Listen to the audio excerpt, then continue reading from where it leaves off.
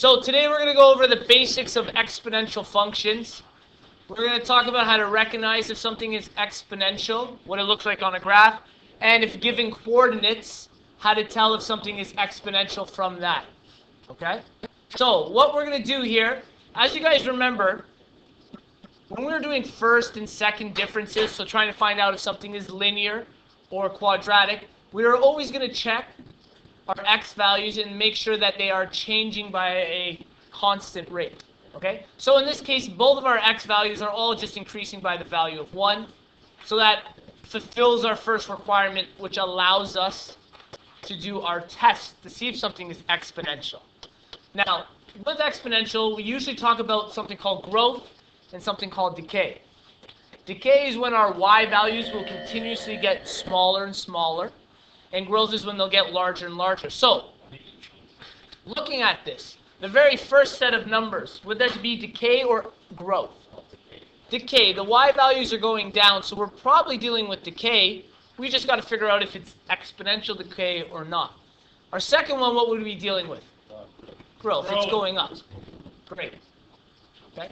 So we do know that. Now, I suggest when going through these to try first differences first, then second differences, and if neither of those work, what we do to tell if something is exponential is we take the second number and we divide by the first. We find the ratio.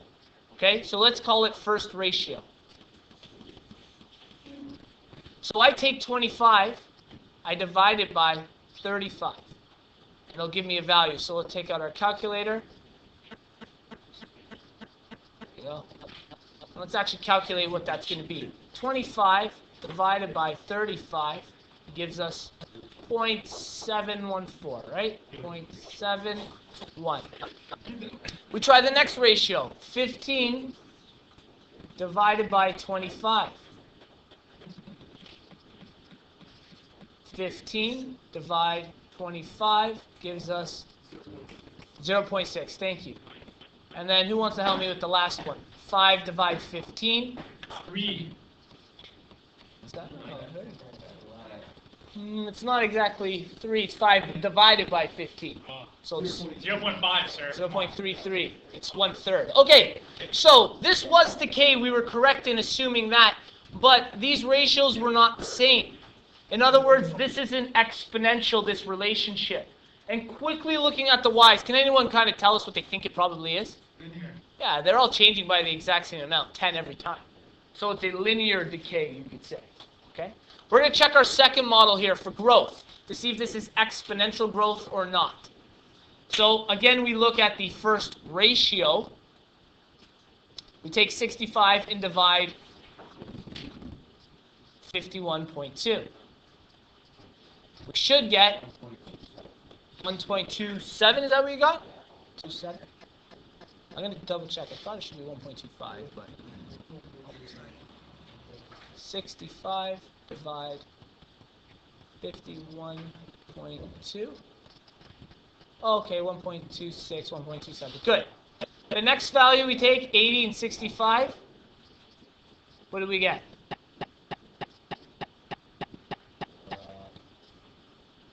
And I'll set up the last one. 1.23. Okay. And then finally, 100 divided by 80.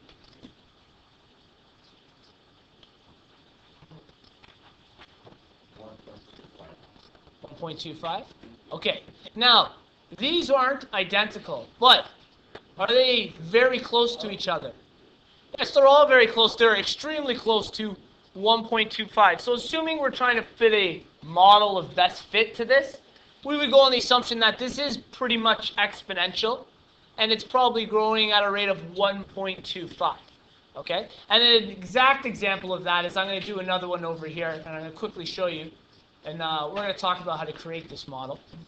So let's say we're doing the values of 3. Okay? So I'm looking at an exponential model of 3. So y is equal to base 3 to the power of x.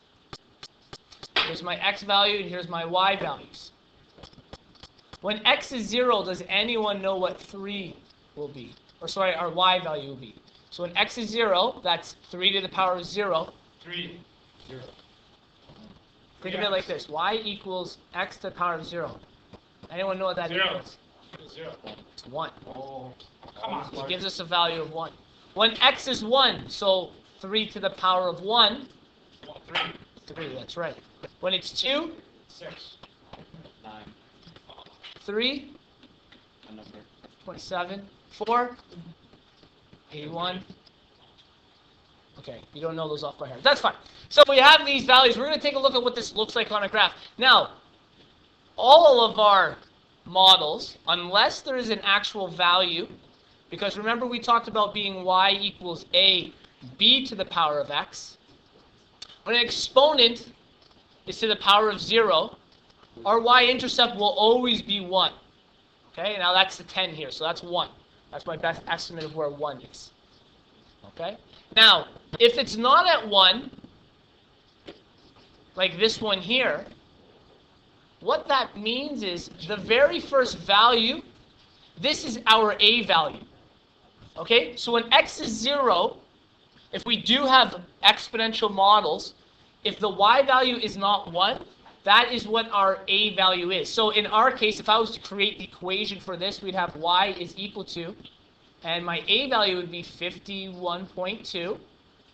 Our b value is what our growth is by. So the base would be 1.25, and then everything's always to the power of x. So that's how we can create a model looking at the data. Do you know what these values What because this, well, I know that these aren't identical, but in most of the models I give you, they will be identical. We just rounded to whatever was the closest. The average here was 1.25. you just choose one that's like Normally, they should all be identical. So like in this case here, if we were to do this model, 3 divided by 1 is 3. 9 divided by 3 is 3. 27 divided by 9 is 3. 81 divided by 27 is 3. So our b value, our base is 3. Our exponent is x. And because our y value was 1, it's only times 1. That's what our a value is in this case. Okay, so we're going to plot these points as we go through it. We have number 1 is 3, so it's very close still. 2 is 9, growing larger. 3 is 27, so now we're starting to grow quite a bit. 4 is 81, and 5 is going to be pretty much out of here, right? So this is an example of exponential growth. Okay, we have an exponential curve to this.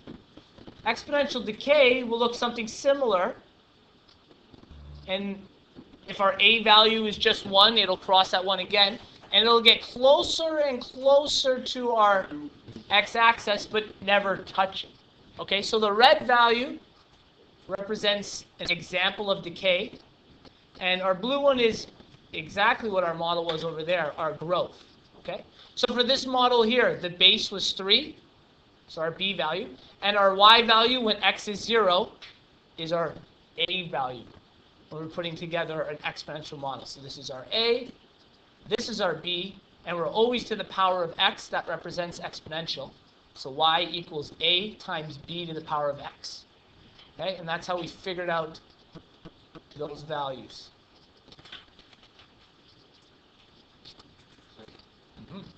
Good. Okay, so we're going to add one more part to this exponential, or the best way to relate it is population growth and decay. Now, it will be exponential, what we're going to be dealing with. I want to show you how to build that model, okay? So let's say we have a town that has 100 people in it, which is a small town. That'll be our a value. And if this population is growing by 5%, we have to figure out how to make a percentage a decimal. So what is 5% as a decimal? 0.05. That's right, 0.05. Now, that won't actually be our base. What we have to do is, because it's growing, that means it's 100% plus that 5%. So the way we represent 100% is with the number 1, and we add our decimal of 0.05. Okay? And our model becomes y is equal to the original amount of people, which is 100. And our base then becomes 1.05. So this is a model that's growing at 5% every term. Decay, let's say we are in a population that's decreasing by 20% every year. What is 20% as a decimal? 0.2. Now, again, we still start with 100% of the population. But when we go to build this model, we have y is equal to our a value. Again, let's say there's 100 people in this town. But our b value, we'll do in green here, is 1 subtract 0.2 to the power of x, which means our a value stays the same at 100, but our base becomes what value? 0.8. So less than 1. In other words, it's decreasing. So decay will always have a base less than 1. Okay, let's keep that in mind. Decay will always be less than 1, and growth will always be greater than 1 when I'm talking about our base. Okay, so keep that in mind. Because we took 1 and subtracted 0.2, the 20%. Okay. Oh, cell phones that hard.